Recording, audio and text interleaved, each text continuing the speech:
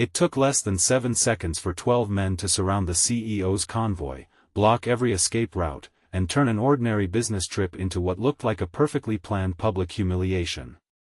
Security officers froze. Luxury SUVs stood motionless under the bright afternoon sun. The executives inside believed they were witnessing the beginning of a kidnapping. Yet the one person who never let go of the steering wheel was a quiet single father whose greatest fear was not losing his own life, but leaving his little daughter without the only parent she had left. Before the day ended, his courage would expose a betrayal hiding at the highest level of the company and reveal that the greatest threat had never been outside the vehicles at all. If you believe that kindness is never weakness, that forgiveness can heal even the deepest wounds, and that everyone deserves a second chance, please take a moment to like this video, leave a thoughtful comment, share it with someone who needs hope today, and subscribe to our channel to become part of our growing community. The city was alive with the warm energy of a clear spring afternoon as polished office towers reflected bright sunlight across crowded streets.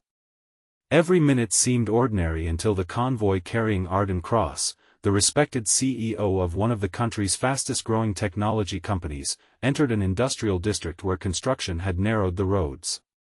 Arden had built her reputation on honesty, innovation, and treating employees with respect, but success had also surrounded her with layers of executives, advisors, and carefully controlled information. She believed she understood every corner of her company. She was wrong. Driving the lead vehicle was Callum Mercer, a 42-year-old widower who had spent the past 6 years raising his 9-year-old daughter, Elsie, alone. Before becoming a corporate driver, Callum had worked as a volunteer emergency responder. Life had taught him that panic often caused more damage than danger itself. Every morning before work, he braided Elsie's hair, packed her lunch, and reminded her that courage did not mean being fearless. It meant choosing the right thing while afraid. Those words echoed inside him every time he gripped the steering wheel. Most executives barely noticed him. To many, he was simply another employee in a neat uniform. Arden, however, always greeted him with quiet respect. She knew he never missed work unless his daughter was ill, and she admired his professionalism even though they had exchanged only brief conversations over the years. Inside the second vehicle rode Victor Hale, the company's charismatic chief operating officer. Investors praised his confidence. Employees admired his polished speeches. Media outlets often described him as the brilliant strategist behind the company's explosive expansion. Yet behind carefully rehearsed smiles lived a man who believed power mattered more than loyalty and success justified every compromise. As the convoy slowed near the construction zone, Callum noticed something that immediately felt wrong. The temporary road barriers had been rearranged in a way that created a perfect bottleneck. A delivery truck stood motionless ahead despite having plenty of room to move. 2 vans appeared from opposite side streets almost simultaneously. His instincts sharpened. Within seconds 12 men wearing construction vests surrounded the convoy. Their faces remained uncovered, almost as though they wanted to be seen. Some held metal bars while others carried thick chains that struck loudly against the pavement. The security team reached for radios, but several signals suddenly failed. Fear spread through the vehicles. Callum never accelerated recklessly. Instead, he locked every door, positioned the vehicle at an angle that protected the rear passenger compartment, and studied every reflection in the mirrors. His breathing remained steady. Something about the men's behavior didn't resemble experienced criminals. They were creating panic, not attacking. Arden watched from the back seat as confusion unfolded. Security officers prepared for confrontation while pedestrians gathered at a safe distance. Traffic stopped in every direction beneath the bright afternoon sky. Then Callum noticed something even stranger. Victor Hale stepped out of the second SUV despite security warnings. Rather than appearing frightened, he looked almost irritated, as though the timing of the event had become inconvenient. His eyes repeatedly searched for someone among the crowd instead of focusing on the supposed attackers. Years spent reading emergency situations had trained Callum to trust patterns more than appearances. The 12 men shouted accusations about stolen pensions, broken contracts, and destroyed livelihoods. Their anger sounded genuine, but none attempted to damage Arden's vehicle. Instead, they demanded that the CEO face them directly. Arden insisted on stepping outside despite security objections. She believed leaders should never hide behind others when ordinary people were suffering. The moment she emerged, one older man stepped forward holding a folder filled with documents. His weathered face carried years of exhaustion rather than hatred. He claimed his manufacturing company had gone bankrupt after signing contracts with Arden's corporation through agreements personally approved by Victor Hale. Arden stood stunned. She had never seen the contracts before. Victor quickly interrupted, dismissing the documents as forged and accusing the protesters of organized extortion. His explanation came too quickly, almost rehearsed. Callum quietly watched everyone's reactions that he noticed Victor subtly signaling one of the men near the delivery truck. The signal lasted less than a second. The man immediately shifted position. No one else noticed. Callum remembered seeing that same man weeks earlier entering the company's headquarters through an employee entrance reserved for contractors. At the time, nothing had seemed unusual. Now every forgotten detail connected. Without drawing attention, Callum activated the dashboard recording system that continuously stored audio and multiple camera angles. Because of recent insurance policy updates, every company vehicle had upgraded recording equipment. Few executives even remembered the systems existed. The confrontation intensified. The older protester spread financial statements across the hood of a nearby vehicle. They showed payments routed through shell companies linked to failed supplier contracts. Every signature approving operational changes belonged to Victor Hale. Victor laughed confidently. He insisted the documents had been manipulated. Security officers remained uncertain. Investors watching through live news coverage would see only chaos. Then one of the protesters unexpectedly recognized Callum. Years earlier, during volunteer rescue work after severe flooding, Callum had helped evacuate families from a collapsed neighborhood.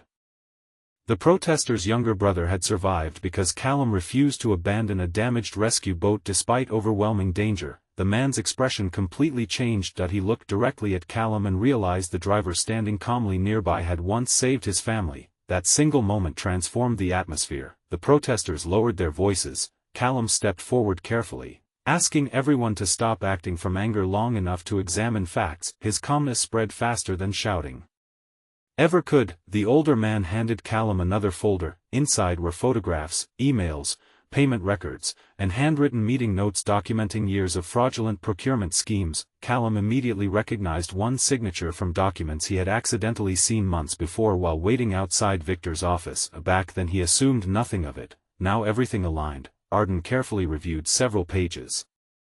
Her hands began trembling. Many supplier complaints she believed had been resolved had apparently never reached her desk. Entire divisions had been manipulated, families had lost businesses, workers had lost pensions, communities had suffered, all while Victor continued receiving bonuses.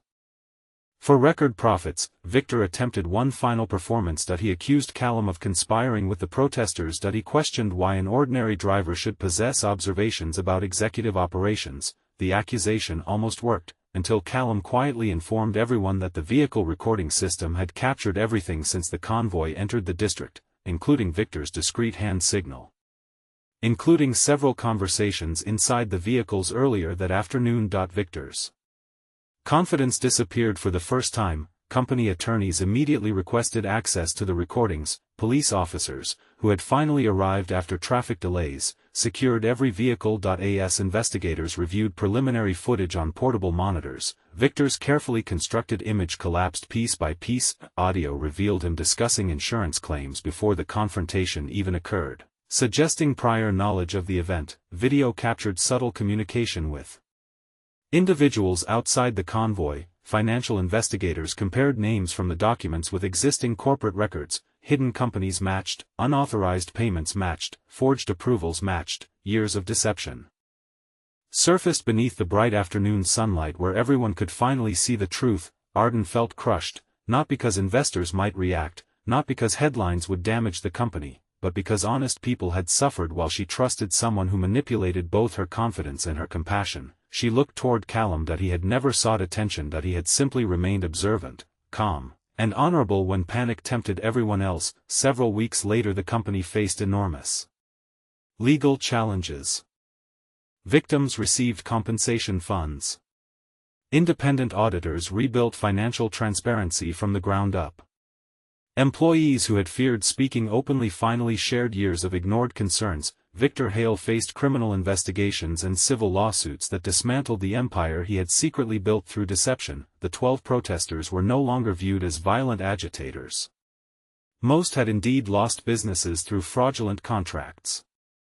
Their desperate demonstration had nearly turned tragic because they believed nobody powerful would ever listen peacefully. Arden personally met each affected family. She apologized without excuses. She established an independent ethics council with authority exceeding executive influence. Most importantly, she changed the company's culture from protecting reputations to protecting truth. Meanwhile, Callum returned to what mattered most. Every afternoon he waited outside Elsie's school carrying the same patient smile she searched for at the end of every day. One afternoon Arden visited unexpectedly. Instead of offering publicity or dramatic rewards, she simply thanked him. She promoted him to Director of Corporate Safety and Integrity, creating a role focused on crisis prevention, employee protection, and ethical oversight.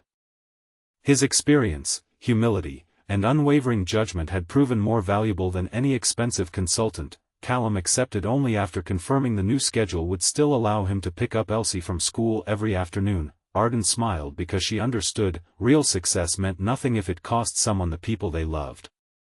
Months later the company hosted a community gathering beneath clear blue skies in a public park where former suppliers, employees, executives, and local families shared food, stories, and laughter. Businesses once pushed toward bankruptcy had reopened. Jobs returned. Trust slowly began replacing resentment. The older protester approached Callum carrying a framed photograph of the volunteer rescue team from years before. In one faded corner stood a younger Callum helping strangers into safety without knowing any of their names. The man explained that courage leaves echoes people never forget. Callum looked toward Elsie playing nearby with children whose parents once believed hope had disappeared forever. He realized every difficult choice he had made as a father had quietly prepared him for the day 12 angry men surrounded a convoy. His greatest achievement had never been exposing corruption. It had been refusing to let fear decide who he became. Before we reach the end of this journey, we'd love to hear from you. What do you think was the greatest lesson in this story? Was it Callum's quiet courage, Arden's willingness to admit painful mistakes, or the power of truth to overcome deception? Leave a meaningful comment below and share your thoughts with our community. As the warm afternoon sunlight settled gently across the park, Arden watched employees and former critics standing together without bitterness. She understood that leadership was not measured by how high someone climbed but by how honestly they stood when everything around them fell apart. Callum held Elsie's hand as they walked home, knowing that the example he set every ordinary day had become the greatest inheritance he could ever give his daughter. The company recovered, not because it avoided failure, but because good people chose integrity over comfort, compassion over pride, and forgiveness over endless revenge. The road that had once been blocked by fear had become a path toward hope, proving that one steady heart can change countless lives when it refuses to surrender to darkness. If this story touched your heart, please like this video, leave a meaningful comment, share it with someone who needs hope today, and subscribe to our channel so you never miss another emotional journey. Remember that kindness often goes unnoticed until the day it saves someone, forgiveness can rebuild what anger destroys, and hope has a remarkable way of finding those who refuse to stop believing in a better tomorrow.